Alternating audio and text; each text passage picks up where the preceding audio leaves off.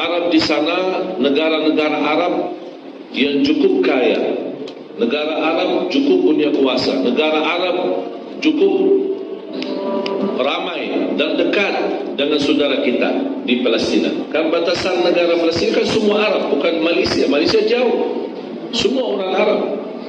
Tapi mengapa negeri Arab tidak bersatu untuk bagi tolong saudara kita di Palestina? Kalau bagi rakyat, alhamdulillah mereka bersatu.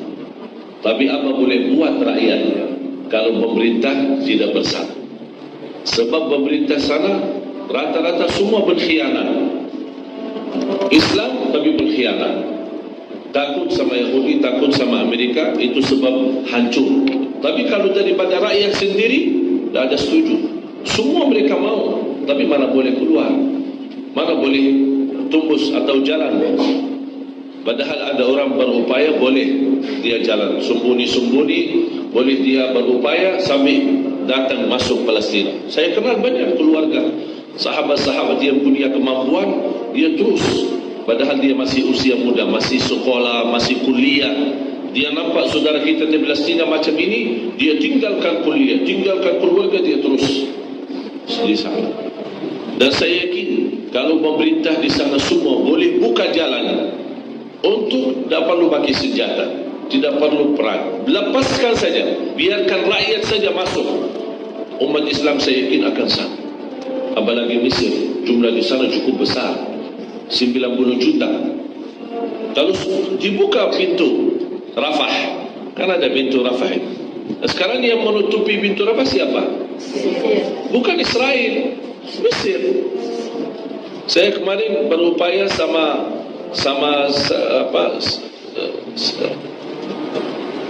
sabit merah ya, sabit merah dari Indonesia. Saya mau ikut bersama-sama untuk bagi tolong di Palestina, tidak dapat visa. Minta izin visa dari siapa? Dari Mesir. Dan Mesir tidak bagi visa. Padahal kita bukan mau perang, kita mau bawa obat, mau bawa selimut, mau bawa makanan yang diperlukan oleh masyarakat. Inilah keadaan kita. Ini semua apa yang terjadi, kita tidak boleh salahkan kerajaan atau salahkan pemerintah atau salahkan siapapun. Tapi memang kita semua masing-masing punya salah. Sebab banyak dosa kita, sebab banyak kita, walaupun kita tidak berdosa, tapi kita diam terhadap dosa. Ada orang tidak berdosa, tapi dia diam, tidak mengingkari. Diamkan, dia biarkan, itulah akibat. Kalau umat Islam juga di sini juga sama kuat, mana orang Arab datang berani bermacam dosa maksiat di sini. Tapi sama, kalau dia dapat jalan terbuka, ada orang juga sama Muslim layani, dia sewakan tempat, ada tempat silahkan. Yang jual minuman keras orang Malaysia, yang minum minuman keras orang Arab, yang sama-sama wa ta'awanu dengan minum keras, bersama-sama kerjasama, bukan untuk kebaikan, malah na'udzubillah untuk dosa maksiat.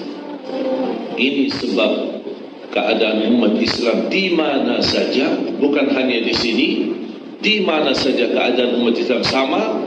Oleh sebab itu Allah memuji umat Islam, Allah jauhkan Masjidul Aqsa dari umat Islam.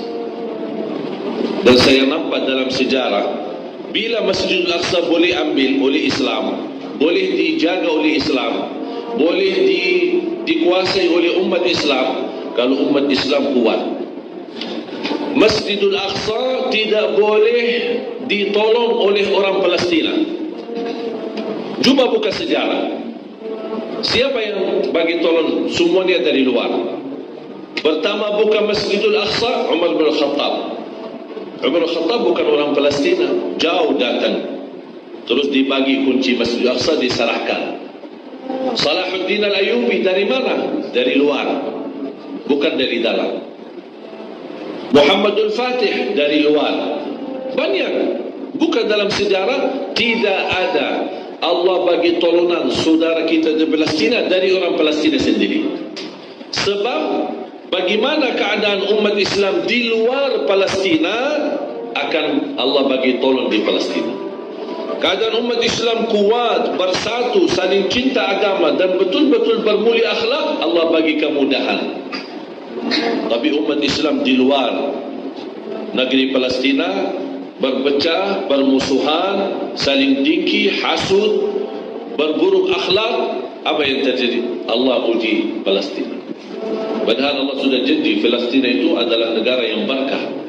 Subhanalladzi أسرى بعبده ليلا من المسجد الحرام إلى المسجد الأقصى الذي باركنا.